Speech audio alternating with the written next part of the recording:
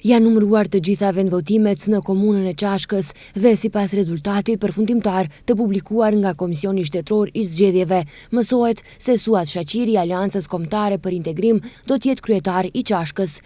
Shaqiri ka fituar 50.75%, apo gjithsej 2322 vota, duke lënë pas kandidatin e LSDM-s Goran Stojanovskin me 24.26% dhe Dejan Antonovskin e VMRO-DPMNE-s me 23.29%.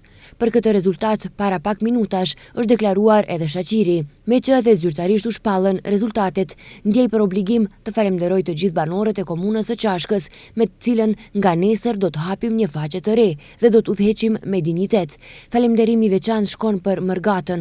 Ardhja dhe votimi i tyre na obligon që t'i përvishemi punës dhe të punojmë me përkushtim për këtë popull.